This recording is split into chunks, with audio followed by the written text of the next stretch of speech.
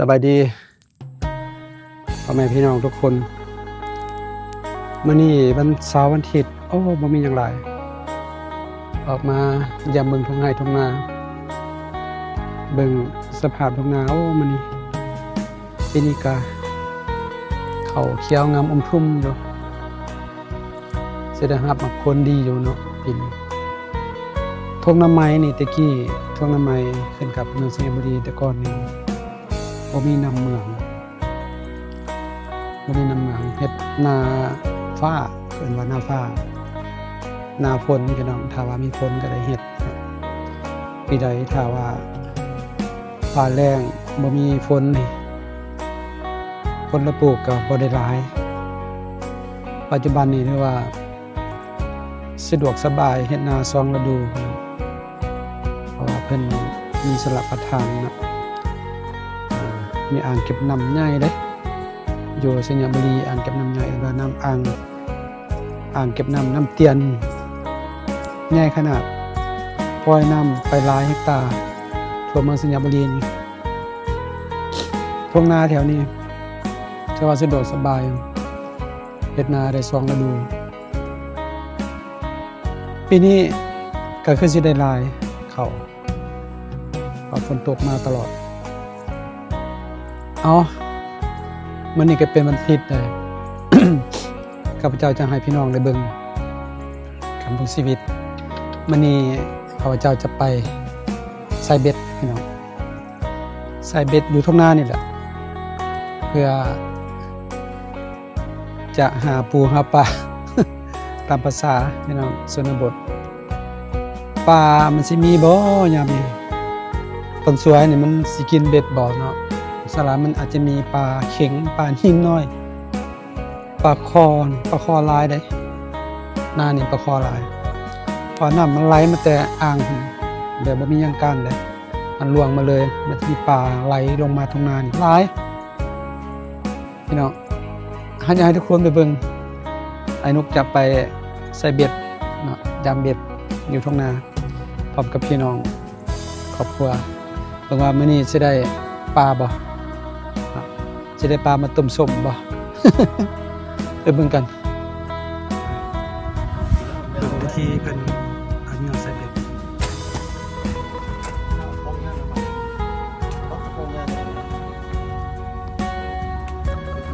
เดือน อันนี้ที่กระเดือน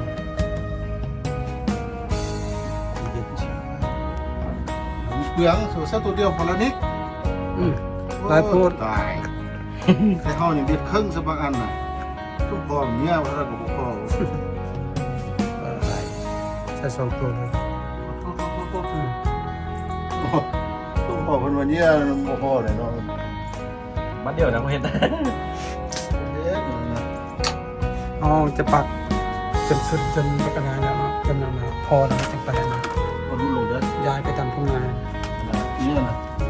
อันนี้คือทำปักแล้ว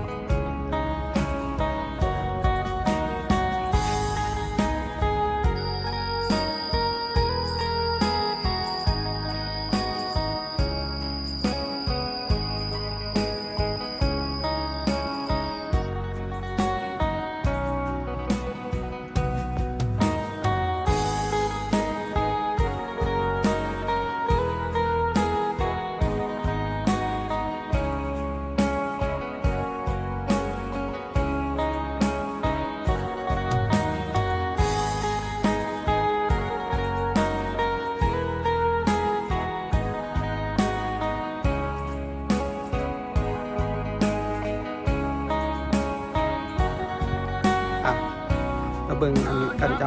ำโอ้ได้แล้ว ปลาข้อที่น่ะเห็นบอกท้องนาเฮานี่อุดมสมบูรณ์เด้อเข้าในนาปลาในน้ำท้องน้ำไม้พี่น้องยำเบ็ดมาเวียกมื้อนี้ก็ใส่เบ็ดไปพร้อมอึ๊บ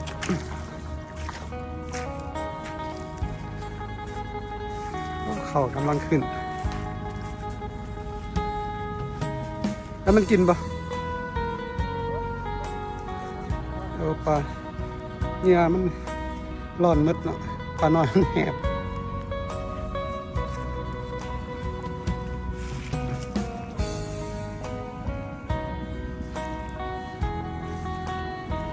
มาคอยมันกระลานี่เป็นอาทิตย์กึมดอกปลายังหันปลาเก่ง แว่นประดิน ปลานินเนาะโอ้ปลานินน้อยนี่ได้สองตัวแล้วยามไปเลย เบิ่งเศร้านี่สิได้จักโต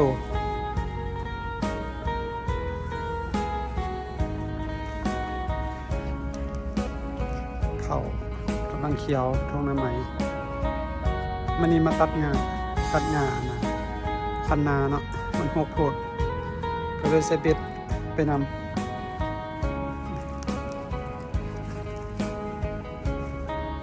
บ่ถือครับนี่งานหลอดนะ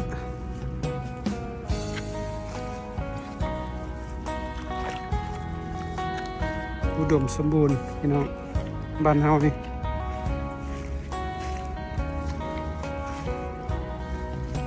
ตรงน้ำก็มีปลา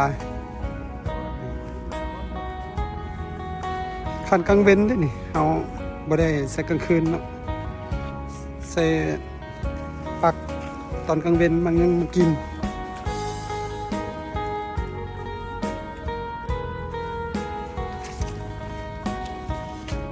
เจือ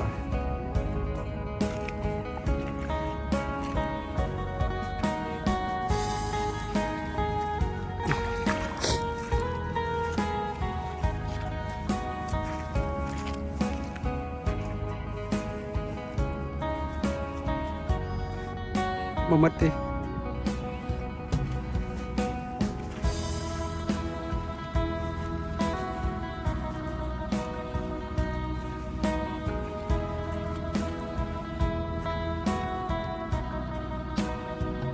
ปีนี้ห้อยขึ้นบ่หลายเนาะ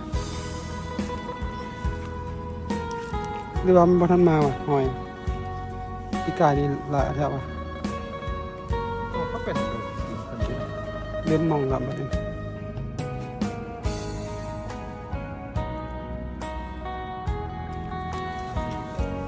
โอ้เซเบ็ดจะรวมมองก็ได้บัดนี้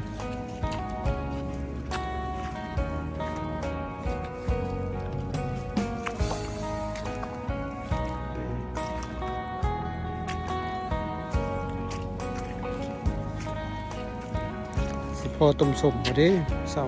สวยนี่เนาะ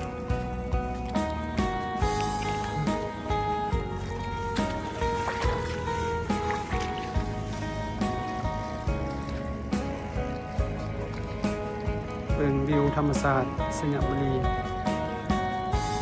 มันเลี้ยวไปทางหน้าไปแต่เห็นภู ปาคีมินแล้วก็ผาสร้างเนาะเป็นผาสร้างโอ้สวยยังมีอันนั้น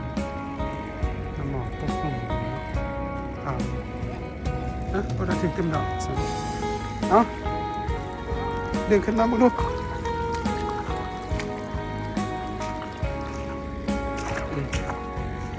ถึงเต็มดอกโอ้โหปลาคอบโอ้ได้บ่เลย ครับ เกือบบ่ได้กิน แต่ช่องเพื่อนอ่ะ มันหยังมันกินปลาน้อยเห็นบ่ น้อยที่ก็ต้องกินปลาน้อยเนี่ย โอ้ปลาคอมันกินปลาน้อย แต่พอมันหลุดเนาะมันบ่ปักปลาคอเนาะมันคาปากมันซื้อแน่เกือบบ่ได้มันซ้ำ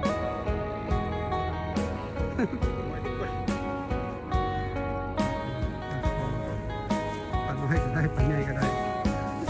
ปลาใหญ่กินปลาน้อยเขาว่าน่ะ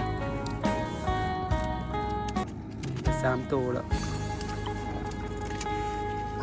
มันสิได้ต้มแล้วมื้อนี้ยำต่อลังต่อไปมันกังเว้นแบบนี้น้ำบ่เลิกเลยน้ำเพียงบ่ฮอดหัวเข่าเนาะเพียงดันตีนสินี่ ตึมแล้ว ตึมแล้ว น้อยจะทึก ปลาย่างหันปลานินน้อย ป อันนี้น้อย 4-5 ตัวแล้ว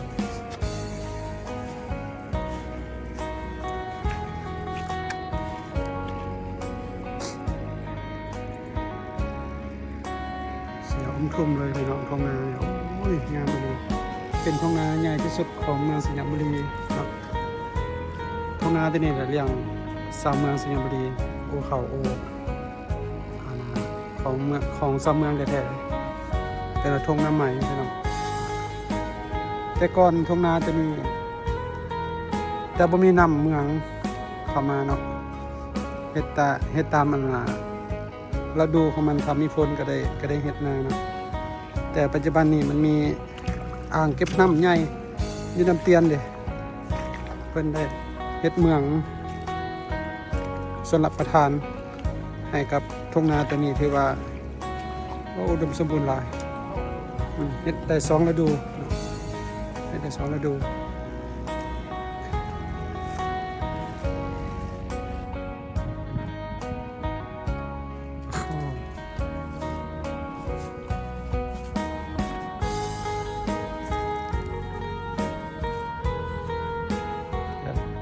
แถวนี้มีบ่